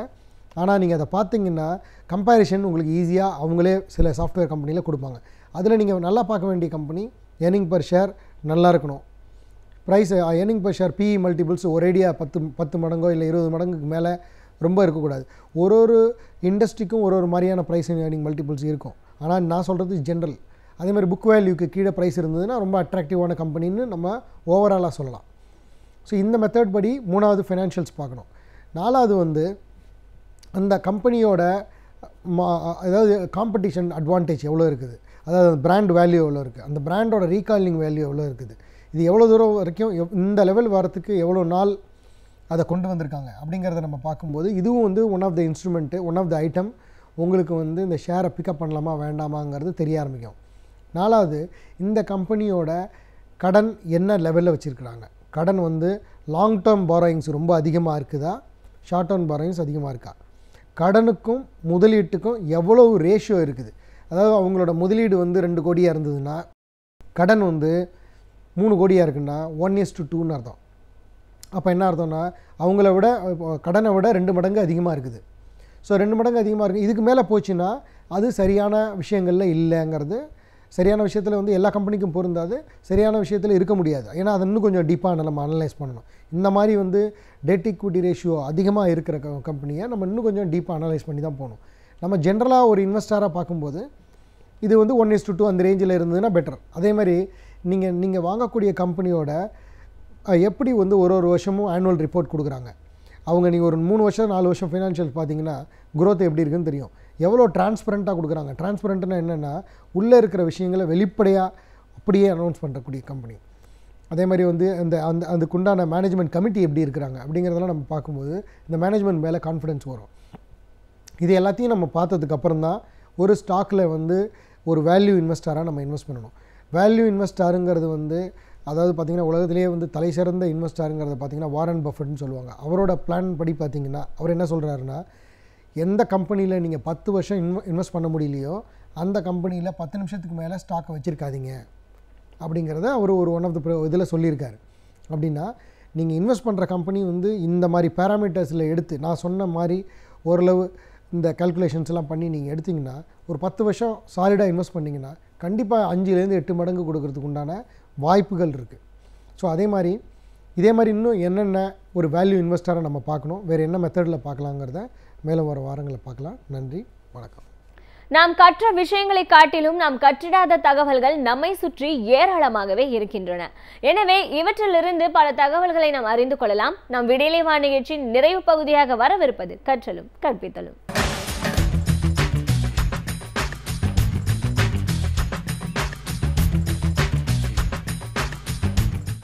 வணக்கம் நேயர்களே. வாழ்க்கையில் எப்படியாவது ஜெயிக்கணும், வெற்றி பெற்றே தீர வேண்டும் அப்படின்ற உந்துதல் உங்களுக்கு இருக்கா? உங்களுக்கான நேரம் இது. அதற்கான சில நுட்பங்களை உங்கள்கிட்ட நான் பகிர்ந்துக்க போகிறேன். சிலருக்கெல்லாம் தோணும், வாழ்க்கைங்கிறது ஒரு முறை தான் சார், எப்படியாவது ஜெயிச்சிடணும் சார், அதுக்கு என்ன வழி இருக்குது, ஏதாவது வழி இருந்தால் சொல்லுங்கள் அப்படின்னு. நம்ம அதை பொதுவாக அட்வைஸ் பண்ணுவோம்ல, கஷ்டப்பட்டு உழைக்கணும்ப்பா, 24 மணி நேரமும் ஆக்டிவாக இருக்கணும்ப்பா, ரொம்ப சுறுசுறுப்பாக இருக்கணும்ப்பா, இந்த மாதிரி தியரட்டிக்கல் அட்வைசஸ்லாம் நான் உங்களுக்கு சொல்ல போகிறதில்ல. ஒரு மிகப்பெரிய எழுத்தாளர் நடைமுறையில் பயன்படக்கூடிய சில உத்திகளை சொல்லியிருக்கார். அந்த உத்திகளை தான் இன்றைக்கி நான் உங்கள்கிட்ட பகிர்ந்துக்க போகிறேன். அந்த எழுத்தாளருடைய பெயர் ஸ்டீஃபன் கோவே. ஸ்டீஃபன் கோவே, கோவேனா COVEY, கோவே. இவர் வந்து ஒரு அமெரிக்க எழுத்தாளர். இவர் எழுதிய ஒரு புத்தகம் சூப்பர் டூப்பர் ஹிட்டுங்க. The 7 habits of highly effective people. நம்ம ஒரு தமிழில் சொல்கிறோம்னு வச்சுக்கோங்களேன், வெற்றி பெற்ற மனிதர்களிடமிருந்து கற்றுக்கொள்ள வேண்டிய 7 குணங்கள்னு வச்சுக்கலாம். ஆளுமை மிக்க மனிதர்களிடமிருந்து கற்றுக்கொள்ள வேண்டிய 7 குணங்கள். அதாவது ஸ்டீஃபன் கோவே என்ன பண்ணுறாரு, வெற்றி பெற்ற மனிதர்கள் பலரையும் நேராக போய் சந்திக்கிறாரு, பேட்டி எடுக்கிறாரு, பழகுறாரு, பேசுகிறார். அப்படி எல்லாரையும் ஒரு 100க்கும் மேற்பட்ட மனிதர்களை, வெற்றி பெற்ற மனிதர்களை சந்திக்கிற போது அவருக்கு என்ன தோணுதுன்னா, எல்லா மனிதர்களிடமும் பொதுவான சில குணங்கள் இருக்குது. அந்த சில குணங்களை பட்டியலிட்டு பார்க்குறப்ப 7 குணங்கள் வருது. இந்த 7 குணங்கள் வெற்றி பெற்ற எல்லா மனிதர்களிடத்திலும் பொதுவாக இருக்கிறது. இப்போ இவர் பிளேட்டை திருப்பி போகிறார். அதாவது வெற்றி பெற்ற மனிதர்களிடம் பொதுவாக இருக்கக்கூடிய குணங்கள் 7 என்றால் அந்த 7 குணங்கள் இருப்பவர்கள் எல்லாம் வெற்றி பெற முடியும் தானே. இதுதான் இவருடைய புத்தகத்துடைய நோக்கம். இந்த புத்தகத்தில் பார்த்தீங்கன்னா வெற்றி பெற்ற மனிதர்களிடம் இவர் தெரிந்து கொண்ட 7 குணங்களை பட்டியலிட்டு இந்த 7 குணங்களை நீங்களும் கை கொள்ளுங்கள், நிச்சயம் வெற்றியடைவீர்கள், அந்த நோக்கத்தில் புத்தகம் எழுதியிருக்காருங்க. புத்தகம் வந்து 2.5 கோடி புத்தகம் விற்றுருக்குங்க. 1-2 இல்லை, 2.5 கோடி புத்தகம், 30 மொழிகளுக்கு மேல் இது மொழிபெயர்க்கப்பட்டிருக்கு. தமிழ் உட்பட 30 மொழிகளில் மொழிபெயர்க்கப்பட்டிருக்கு. அமெரிக்காவை சேர்ந்தவர். 1989 இந்த புத்தகம் வெளிவந்தது. இந்த புத்தகம் பற்றி பார்க்கறதுக்கு முன்னாடி இவரை பற்றி பார்ப்போம். ஸ்டீஃபன் கோவே. ஸ்டீஃபன் கோவே 1932 பிறந்து 2012 மறைந்தவர். 80 ஆண்டுகள் வாழ்ந்தவர். ஒரு மிகச்சிறந்த பேராசிரியர், எழுத்தாளர், பேச்சாளர், தன்முனைப்பாளர். இவருடைய ரோல் மாடல்லாம் பார்த்திங்கன்னா பீட்டர் ட்ரக்கர், கால் ரோஜர்ஸ் இது மாதிரியான பெரிய தன்முனைப்பு எழுத்தாளர்கள் தான். அவர்கள் எழுதிய புத்தகங்கள்லாம் படித்து நிர்வாக ரீதியாக தன்னம்பிக்கை ரீதியாக தானும் உருப்பெற்று மற்றவர்களையும் ஊக்குவித்தவர். நிறைய பயிற்சி கருத்தரங்கள் நடத்தி பல்வேறு மனிதர்களையும் ஊக்குவித்து அவர்கள் வெற்றிக்கு பின்னால் நின்று சந்தோஷப்பட்டவர். கிறித்தவர். இவருடைய வாழ்க்கையை பார்த்திங்கன்னா ஒரு கஷ்டப்பட்ட குடும்பத்திலேருந்து பிறந்து வந்து சுய முன்னேற்றத்தால் வெற்றி பெற்றவர். அதனால் இதை வந்து அடுத்தவங்களுக்கு கொண்டு சேர்க்கணும் என்பதில் மிகுந்த ஆர்வத்தோடு இருந்தவர். இவர் வந்து ஒரு 5 புத்தகங்கள் எழுதியிருக்காரு. புட் ஃபஸ்ட் திங்ஸ் ஃபஸ்ட்டுன்னு ஒரு புக்கு, பிரின்சிபல் சென்டர்டு லீடர்ஷிப்னு ஒரு book, the leader in me அப்படின்னு ஒரு புக்கு. இது மாதிரி இப்போ சூப்பர் டூப்பர் ஹிட்டான book the 7 habits of highly effective people. இதுக்கு அப்புறம் 8th ஹேபிட் அப்படின்னு ஒரு புக் எழுதியிருக்கார். மொத்தம் 5 புத்தகங்கள் எழுதியிருக்கார். 1996ஆம் ஆண்டு டைம் இதழ் அமெரிக்காவின் பிரபலமான 25 மனிதர்கள் அப்படின்ற ஒரு பட்டியலை வெளியிட்டது. அந்த ஆண்டுக்கான பட்டியலை அதில் இடம்பெற்றிருந்தது இவருடைய பெயர் ஸ்டீஃபன் கோவே. இன்றைக்கும் பார்த்திங்கன்னா உலகமெங்கும் இவர் சொன்ன 7 தத்துவங்கள் அப்புறம் 8வது தத்துவம் எல்லாத்தையும் விரிவாக விவாதிப்பதற்காக ஸ்டீஃபன் கோவே கிளப்புன்னு சொல்லி வைத்து தன்முனைப்பாளர்கள் பலரும் ஒன்றாக சேர்ந்து தங்களுடைய வாழ்க்கை முன்னேற்றத்திற்காக தொடர்ந்து அவங்க ஆலோசித்து கொண்டிருக்கிறார்கள், செயல்பட்டு கொண்டிருக்கிறார்கள். அந்த அளவுக்கு உலகம் முழுவதும் அறிந்த தன்முனைப்பாளர், சுயமுன்னேற்ற பயிற்சியாளர், சுயமுன்னேற்ற எழுத்தாளர் ஸ்டீஃபன் கோவே. இப்போ புத்தகத்துக்குள்ளே வருவோம். அது என்ன 7 உத்திகள்? வெற்றி பெற்ற மனிதர்கள் எல்லாம் கொண்டிருக்கக்கூடிய அந்த 7 உத்திகள் என்ன? அதாவதுங்க, முதல் உத்தி ப்ரோ ஆக்டிவ். ப்ரோ ஆக்டிவ் அப்படின்னா என்ன? நாளை நடப்பனவற்றை முன்கூட்டியே திட்டமிடுங்கள். இதுதான். இந்த மனிதர்களில் 2 வகை உண்டுங்க. ப்ரோ ஆக்டிவ், ரீஆக்டிவ் அப்படின்னு சொல்லலாம். அதாவது ப்ரோஆக்டிவ் மனிதர்கள் என்ன சொல்லுவாங்களாம், நாளைக்கு என்ன நடக்க போகுது பட்டியலிட்டு இது இப்படி தான் இருக்கணும்னு சொல்லி திட்டமிட்டு வாழ்க்கையை நடத்தக்கூடியவர்கள். ரீஆக்டிவ் மனிதர்கள் நிகழ்வு முடிந்த பின்னால் ஏன் தோற்று போனோம், ஏன் இது எதிர்மறையாக போச்சு அப்படின்னு உட்கார்ந்து காரணம்லாம் யோசிக்காமல் இவர் தான் காரணம், அவர் தான் காரணம் அப்படின்னு சொல்லி பழியை அடுத்தவர்கள் மீது தூக்கி போடுபவர்கள். ப்ரோ ஆக்டிவ் மனிதர்கள் என்பவர்கள் தன்னுடைய வாழ்க்கைக்கு தான் காரணம் என்பதை உணர்ந்தவர்கள் என்றார். ஆர்கிடெக்ட் அப்படின்றார். Architect of their life. Sir, இது உங்கள் வாழ்க்கை, வெற்றியும் தோல்வியும் உங்கள் கையில். நீங்கள் அடுத்தவரை குற்றம் சொல்லக்கூடாது. ஒரு விரலை நீட்டி அடுத்தவரை குற்றம் சொல்கிற போது மீதி 3 விரல்களும் உங்களை நோக்கி தப்பு தப்பு தப்புன்னு சொல்லுது இல்லையா? அதனால் உங்கள் வாழ்க்கைக்கான பொறுப்பை நீங்களே எடுத்துக்கொள்ள வேண்டும். நான் தான் பொறுப்புன்னு உணர்பவர் தான் வெற்றி பெற முடியும். வெற்றி பெற்ற மனிதர்கள் எல்லாரும் தன்னுடைய வாழ்க்கைக்கு தான் பொறுப்பு என்பதை உணர்ந்திருந்த காரணத்தால் தான் வெற்றி பெற்றிருக்கிறார்கள் என்பதை அழகாக சொல்கிறார் ஸ்டீஃபன் கோவே. ஆக முதல்ல நீங்கள் உங்களுடைய வாழ்க்கை உங்கள் கையில் என்பதை உணர வேண்டும்.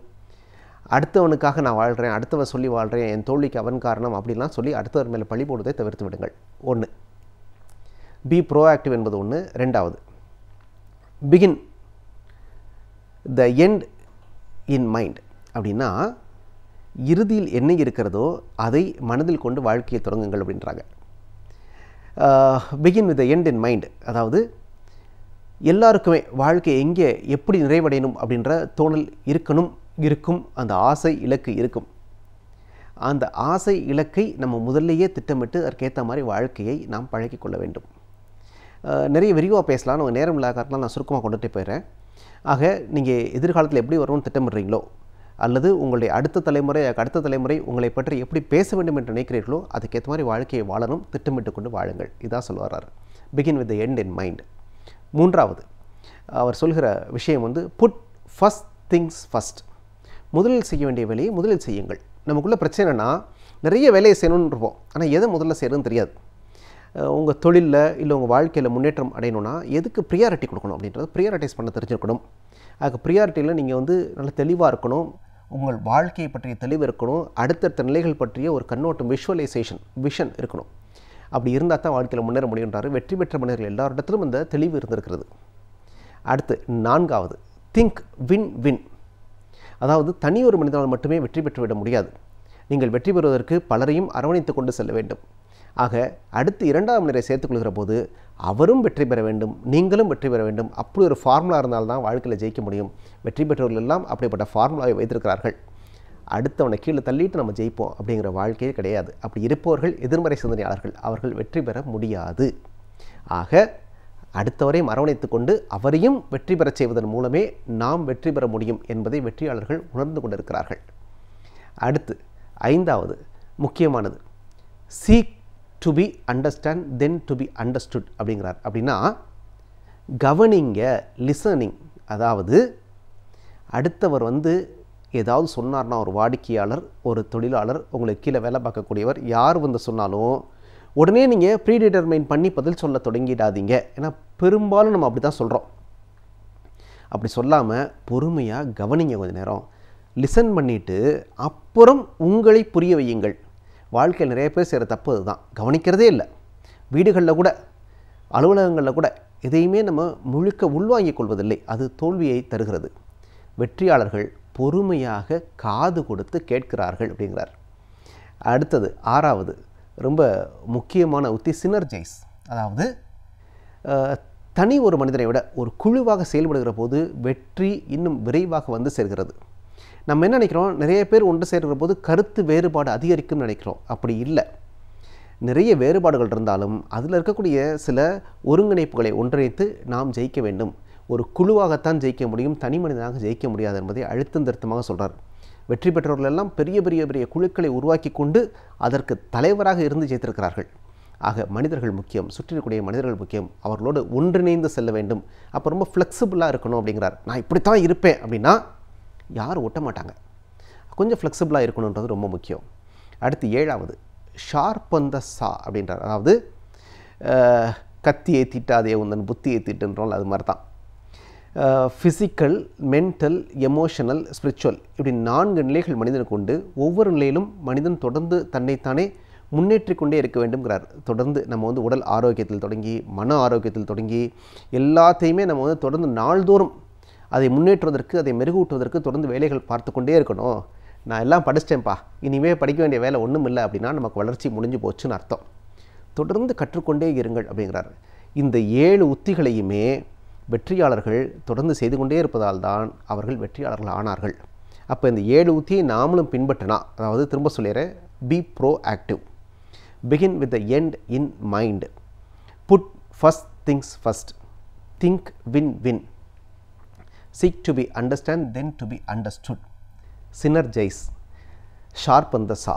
இப்படி 7 உத்திகளை பின்பற்றினா நாமும் ஜெயிக்க முடியும். 8வது ஒரு சொன்ன உத்தி புதுசாக தனியாக புத்தகமே எழுதினார், 8th ஹேபிட்னு. அது என்னென்னா எஃபெக்டிவ்னஸ் டு கிரேட்னஸ். அப்படின்னா என்னென்னா, நீங்கள் வெற்றி பெற்ற பிறகு அடுத்தவரையும் கைதூக்கி வெற்றி பெற செய்யுங்கள். அதான் உங்களுக்கான தெளிவு தோன்றிய பிறகு அடுத்தவரையும் கைதூக்கி விடுங்கள் அப்படின்னார். ஒட்டுமொத்தமாக பார்த்தீங்கன்னா வாழ்க்கையில் எத்திக்கலாக, வேல்யூ ஓரியன்டாக, பிரின்சிபலாக, நியாயமாக நடந்துக்கணும். அப்படி நடந்தவர்கள் தான் வெற்றி பெற்றிருக்கிறார்கள். நீங்களும் அப்படி நடங்கன்றாரு.